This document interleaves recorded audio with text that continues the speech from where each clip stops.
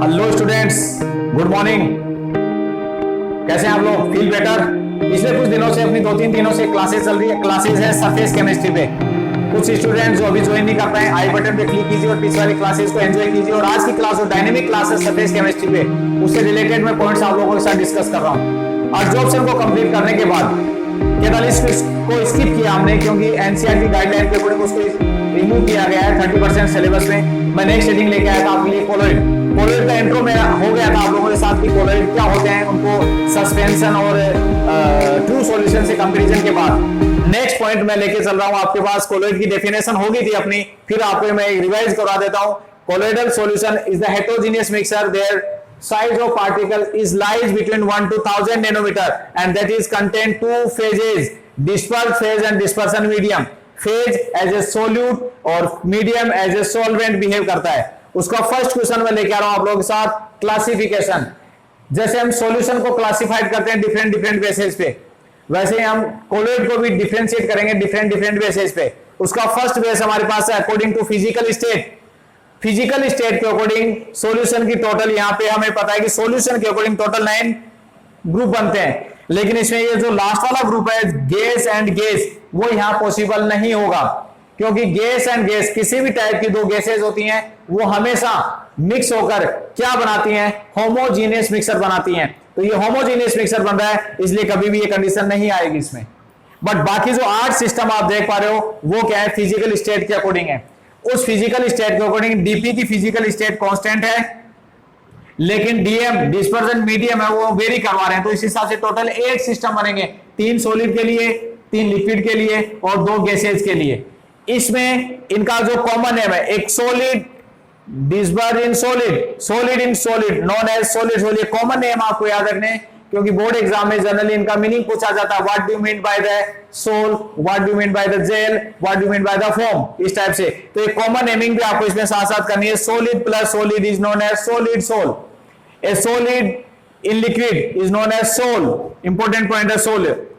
Solid in gas known as aerosol. Example आप साथ साथ देखते रहे, जैसे सॉलिड सोल का एग्जांपल हमारे पास हो गया, इसमें एलॉय, इसमें हो गया पेंट, इसमें हो गया smoke. Liquid in solid that is known as gel. Example हो गया शू पॉलिश या cheese. Liquid in liquid known as emulsion या इमल्स। एग्जांपल हो गया मिल्क और butter. Then liquid in gas known as liquid aerosol. Example हो गया फॉग या cloud. Then gas in solid known as solid foam. Example हो गया रबर। और gas in liquid known as foam. Example हो गया सोप। ये टोटल फिजिकल स्टेट्स के अकॉर्डिंग क्लास है। इनमें 2 पे डिटेल से क्वेश्चन बनते हैं, इनको पूछा जाता है। एक्चुअल में इमल्स अभी रिमूव कर दिए, इमल्स और इमल्स के टाइप्स रिमूव कर दिए, बट एक छोटी सी हेडिंग है, डिस्कस कर लेंगे अपन। सॉलिड एंड लिक्विड को अपन एग्जांपल करते हैं, जिसको आपने सोल बोला है। तो according to nature of liquid, liquid के नेचर के अकॉर्डिंग सोल्स है वो अलग अलग टाइप से डिफरेंशिएट किया जाता है, उसको बोला जाता है। जैसे बोला बेंजोसोल, तो बेंजोसोल में क्या होगा, बाय नेचर क्या होता है, बेंजीन हो गया। लिक्विड का नेचर बेंजीन। तो when a solid dissolve in benzene is known as benzosol. Aquasol, aqua जो वर्ड है वो वाटर के लिए आ रहा है, इसके लिए हाइड्रोसोल वर्ड भी यूज किया जाता है, हाइड्रासोल। तो एक्वासोल या हाइड्रोसोल क्या होगा, एक्वासोल या हाइड्रोसोल इन विच ए solid into water.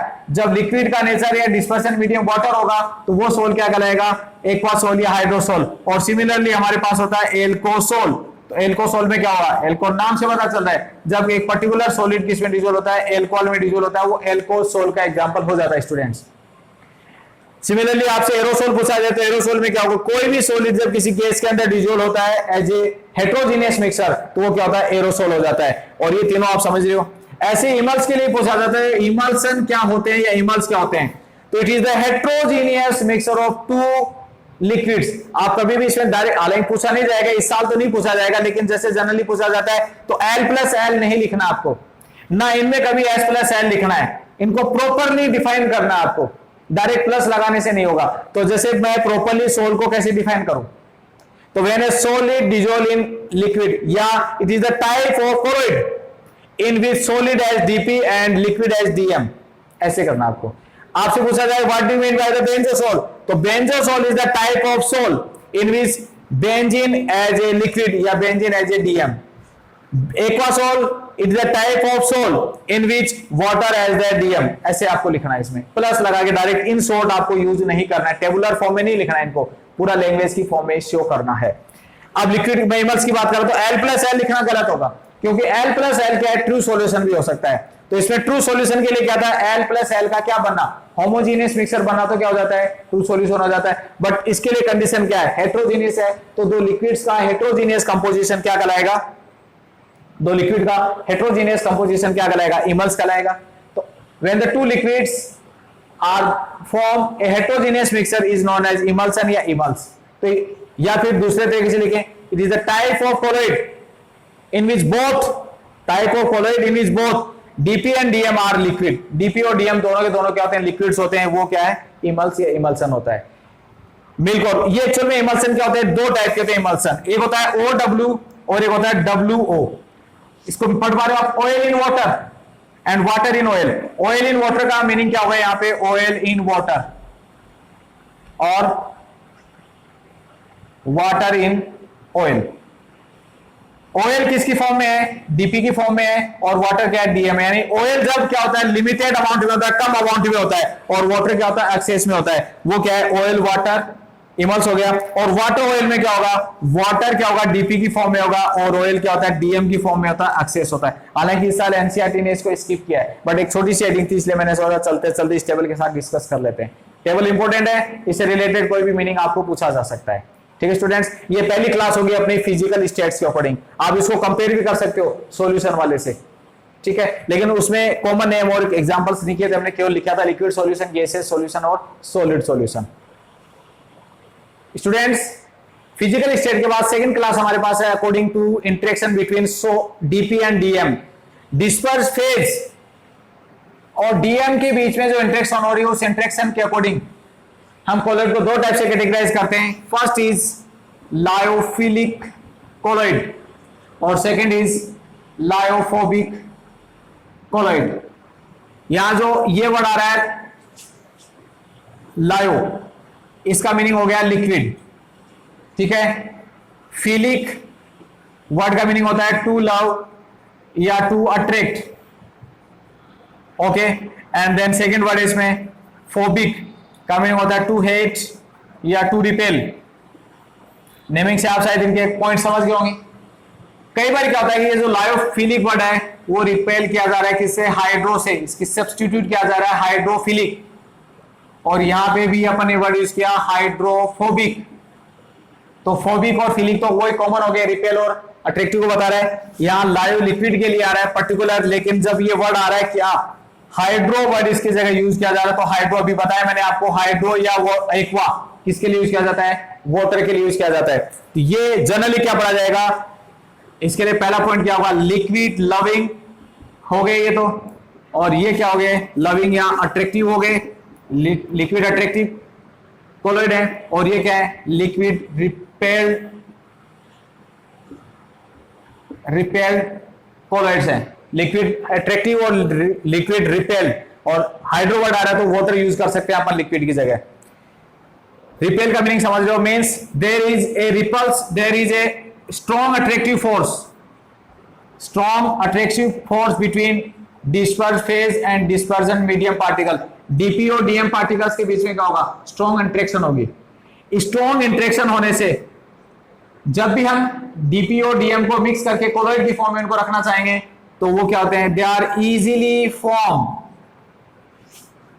Bye any common method, common और इनडायरेक्ट मेथड। किसी स्पेसिफिक मेथड की इसमें रिक्वायरमेंट नहीं होती है, किसी भी कॉमन मेथड से डायरेक्ट मिक्स करके इनको हम बना सकते हैं, ठीक है, क्योंकि ऑलरेडी एक दूसरे से क्या होता है, स्ट्रॉन्गली अटैच किए हुए रहते हैं। Third point, they are reversible in nature, reversible in nature. इनका नेचर कैसा होता है, ये रिवर्सिबल होते हैं, मींस डीपी और डीएम अलग अलग रखे हुए हैं, उनको यदि मिक्स कर दिया तो वो कोलॉइड की तरह एग्जिस्ट करेंगे और इजीली वो अलग भी हो जाएंगे। हालांकि ये पॉइंट थोड़ा सा आपको एक क्वेश्चन मार्क लगा रहा है कि सर अभी तो आपने कहा कि स्ट्रॉन्ग अट्रैक्टिव फोर्स है, और अभी आप करें उनको इजीली अलग भी कर सकते हैं। अलग करेंगे अपन किसी भी मेथड से, लेकिन अलग करने के बाद ऐसा नहीं कि वो फिर कभी नहीं मिलेंगे, वो दोबारा यदि अपन उनको मिला देंगे तो वो क्या कर सकते हैं, कोलॉइड की फॉर्म में एग्जिस्ट कर सकते हैं। तो ये इजीली बन जाते हैं, इजीली टूट जाते हैं, फिर बन जाते हैं, फिर बन जाते हैं। तो ये इनका नेचर कैसा होगा, रिवर्सिबल हो गया। और एक पॉइंट जो हमने लिखा कि they are strongly attracted to each other, वो एक दूसरे से स्ट्रॉन्ग अट्रैक्ट किए हुए। तो स्ट्रांगली अट्रैक्ट की वजह से क्या होता है, there is no requirement of any third substance as a stabiliser. इनके बीच में किसी थर्ड स्टेबलाइजर की, क्योंकि दोनों के बीच में इंटरेक्शन वैसे ही क्या हो रही है, स्ट्रॉन्ग इंटरेक्शन हो रही है। तो जैसे मिलाओगे तो वो कोलोइड की फॉर्म में बिहेव करने लग जाएंगे, कोलोइड की फॉर्म में एग्जिस्ट करेंगे, और किसी थर्ड, किसी बिचौलिए की इसमें जरूरत नहीं रहती है। डीपीओ डीएम आपस में क्या कर सकते हैं, कोलोइड की तरह बिहेव कर सकते हैं। इसमें कोई बिचौलिया, समझ लो आप लोग, कोई इंटरमीडिएट नहीं चाहिए, स्टेबल रहेंगे वो बिना किसी के। अब इसमें इसका जस्ट ऑपोजिट में लिख रहा हूं, लिक्विड लविंग या लिक्विड अट्रैक्ट लिखा, लिक्विड रिपेल। मींस रिपेल का मीनिंग यहां पे जो डीपी और DM they are repel to each other. DP और डीएम क्या कर रहे हैं, एक दूसरे को रिपेल कर रहे होते हैं। ये पहला पॉइंट हम लिख चुके ऑलरेडी। तो यहाँ पे स्ट्रॉन्ग अट्रैक्टिव फोर्स की जगह क्या लिखता है, इसका ऑपोजिट लिख देंगे, यहाँ पे रिपल्सिव फोर्स होता है। यहाँ पे अट्रैक्ट कर रहे होते हैं, यहाँ पे क्या कर रहे होते हैं, रिपेल कर रहे होते हैं। ये मिलेंगे नहीं है, तो जब ये मिलेंगे नहीं, लेकिन अब इनको कोलोइड की फॉर्म में रखना चाह रहे हैं, इनसे हम कोलोइड बनाना चाह रहे हैं, इस पर्टिकुलर डीपीओ डीएम को मिलाकर हम कोलोइड बनाना चाह रहे हैं। तो इसके लिए हमें कोई इजीली नहीं बनेंगे। क्या लिखना है इसमें, दे आर हार्डली फॉर्म, क्योंकि वो तो दूसरे एक दूसरे को वैसे क्या कर रहे हैं, रिपेल कर रहे हैं। तो दे आर हार्डली फॉर्म, कठिनाई से बनेंगे। और कैसे बनेंगे, बाय एनी स्पेसिफिक मेथड। इनको बनाने के लिए हमें कोई ना कोई स्पेसिफिक मेथड अप्लाई करनी पड़ेगी। ये कैसे बने थे, सिंपल मिलाने से, मिक्सिंग करने से क्या था, कोलोइड की तरह बिहेव कर रहे थे, डायरेक्ट मिल रहे थे और कोलोइड की तरह बिहेव कर रहे थे। लेकिन इनको क्या करें, स्पेसिफिक मेथड से बनाएंगे अपन, ठीक है, कोई स्पेसिफिक पॉइंट इसमें अप्लाई करना पड़ेगा। ये क्या थे, रिवर्सिबल नेचर के थे, बट इनका नेचर कैसा होता है, इरिवर्सिबल नेचर होता है इनका। इरिवर्सिबल मींस इनको हमने क्या किया, मिलाया, मिलाते कोलोइड की फॉर्म में आ रहे हैं, हटाया तो वापस क्या हो गया, नॉर्मली सब्सटेंस बन गए, डीपीओ डीएम बनोगे, फिर मिलाया, फिर क्या बन गया, कोलोइड की तरह बन गया।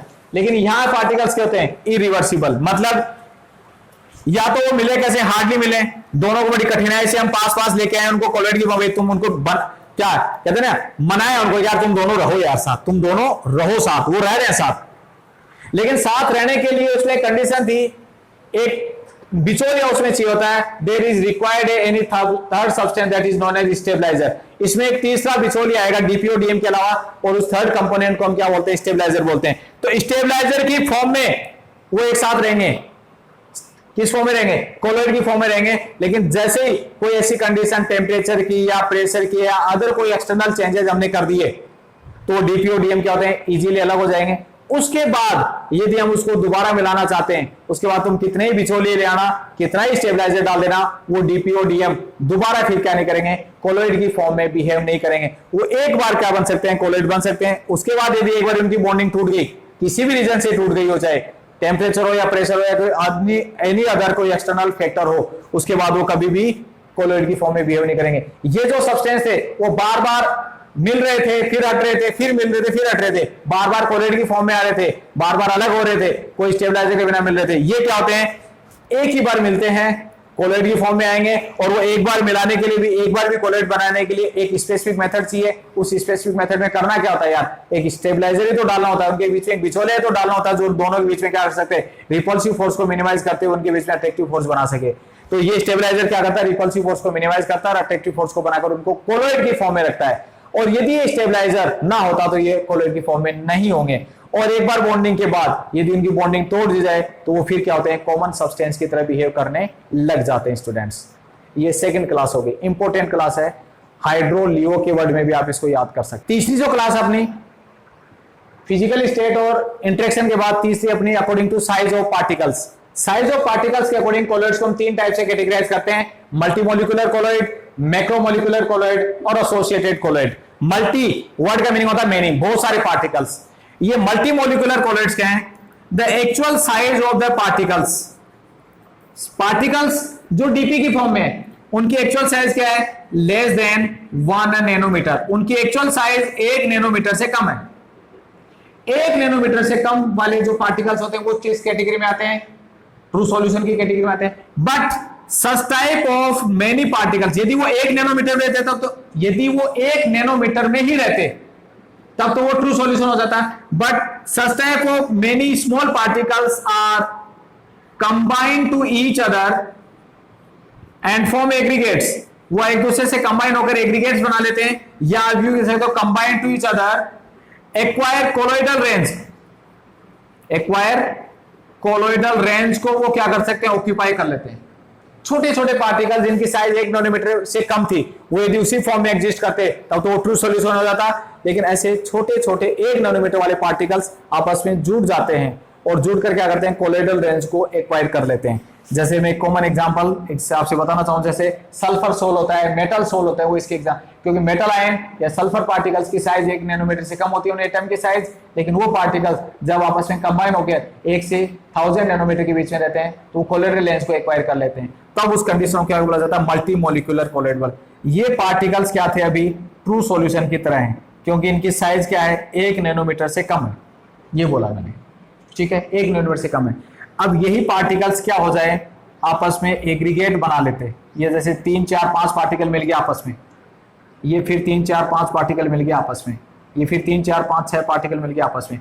तो एक्चुअल में यहाँ पे इनकी साइज क्या थी, लेस देन 1 नैनोमीटर थी, ये लेस देन 1 नैनोमीटर थे। लेकिन यहाँ पे जो छोटे छोटे पार्टिकल्स थे 1 नैनोमीटर से कम साइज वाले पार्टिकल्स, वो आपस में क्या हो रहे हैं। अब ये पार्टिकल एग्जिस्ट तो किसकी तरह कर रहा है, एक सिंगल पार्टिकल की तरह, लेकिन क्या इसमें एक सिंगल, एक्चुअल में एक सिंगल पार्टिकल है, नहीं है, क्योंकि बहुत सारे छोटे छोटे पार्टिकल जिनकी साइज 1 नैनोमीटर से कम थी वो आपस में जुड़े हैं और जुड़कर क्या करते हैं, कोलोइडल रेंज को उन्होंने एक्वायर किया। तो एक्चुअल में तो पार्टिकल क्या है, एक से ज्यादा ही तो है, एक अकेला पार्टिकल थोड़ी है, इसलिए इसके साथ कौन सा वर्ड आता है, मल्टी वर्ड आता है, मल्टी मोलिकुलर कोलोइड।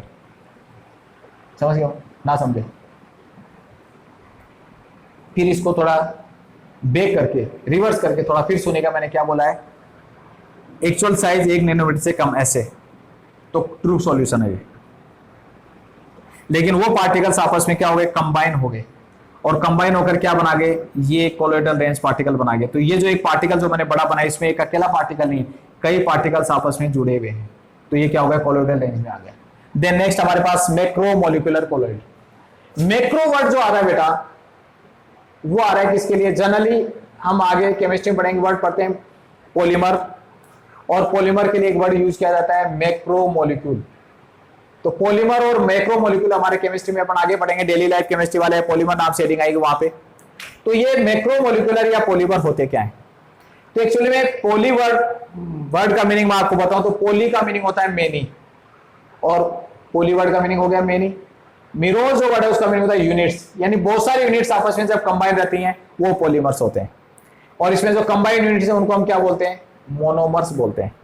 मोनो का मतलब होता है सिंगल यूनिट। तो एक अकेली यूनिट्स जो साइज में बहुत छोटी थी, उसका साइज और मास इज सो लोवेस्ट, बहुत छोटी साइज और बहुत छोटी मास के जो छोटे छोटे मॉलिक्यूल्स होते हैं, वो मॉलिक्यूल जब एक दूसरे से जुड़ेंगे, एसोसिएटेड होंगे, सेम ऐसा सा पॉइंट है ये भी वैसे, लेकिन वो जब पार्टिकल्स एसोसिएटेड होंगे जिनका जो मास होगा और जिनकी जो साइज होगी वो कंटेनिंग पार्टिकल से मोनोमर यूनिट के कंपैरेटिवली क्या होती है, काफी बड़ा होता है, लार्ज मास होता है और लार्ज उनकी क्या होती है, साइज होती है।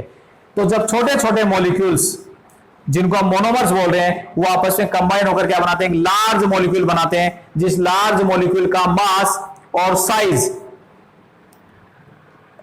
कंटेनिंग मोनोमर यूनिट्स के कंपैरेटिवली क्या तो बहुत ज्यादा होता है, तो उस मॉलिक्यूल को क्या बोलते हैं, पॉलीमर। पॉली का मतलब बहुत सारी यूनिट्स, मोनोमर का मतलब सिंगल यूनिट, मोनो मतलब एक, मर का मतलब यूनिट, पॉलीमर, पॉली का मतलब मेनी, मर का मतलब यूनिट्स, बहुत सारी यूनिट्स एसोसिएटेड हैं। उस केस में उस पॉलीमर को क्या बोला जाता है, मैक्रो मॉलिक्यूल बोला जाता है। क्यों बोला जाता है, मैक्रो वर्ड का मतलब होता है लार्ज, ये एक बड़ा मॉलिक्यूल बन गया।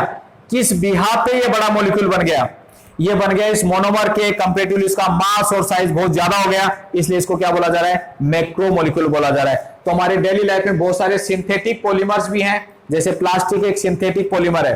पॉलीथीन या प्लास्टिक बना कैसे आप बता सकते हो, CH2 double bond CH2, ethene molecule है ये।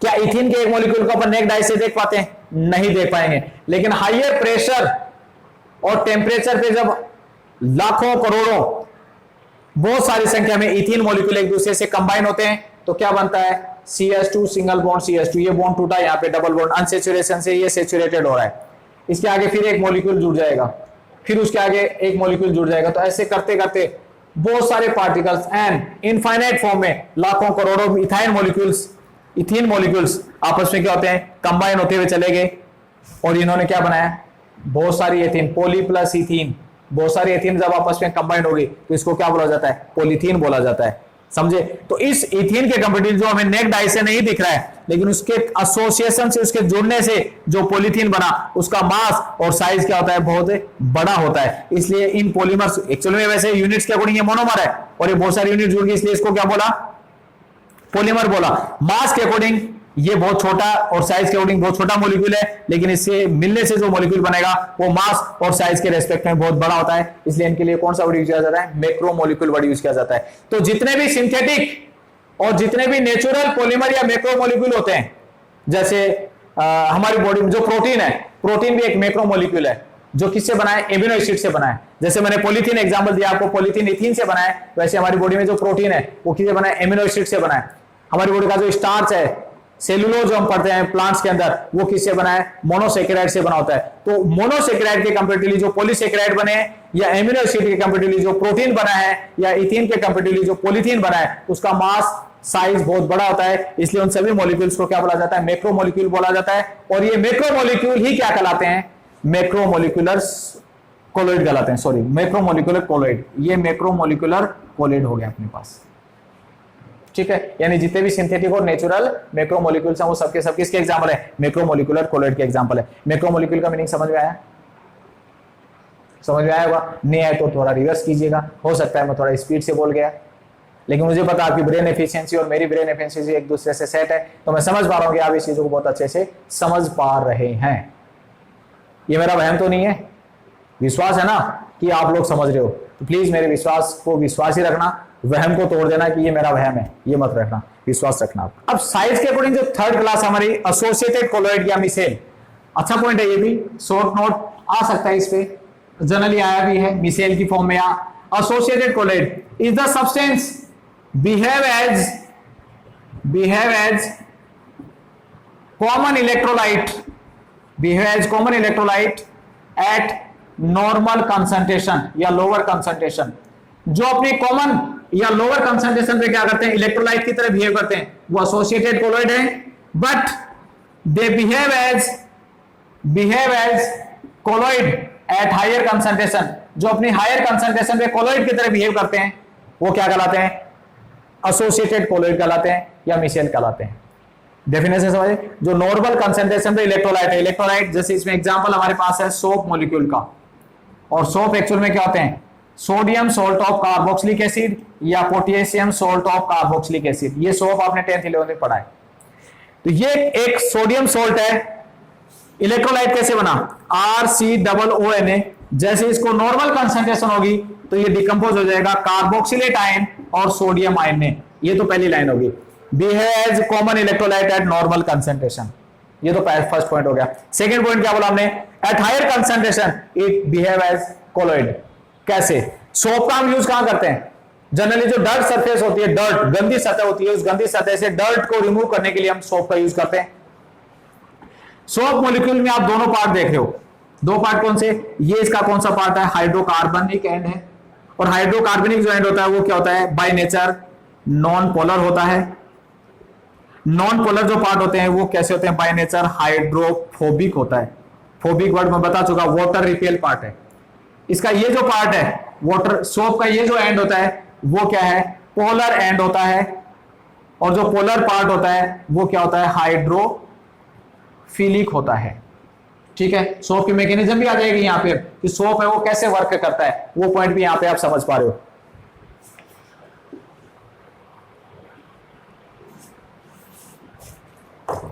अब जो डर्ट सरफेस है जिसे हमें कोई ऑयल या कोई ऑयल ड्रॉपलेट्स या अदर कोई मिट्टी वगैरह जो लगी हुई है कपड़े के ऊपर या किसी अदर सरफेस के ऊपर, उसको रिमूव करना है, तो डर्ट ड्रॉपलेट्स है।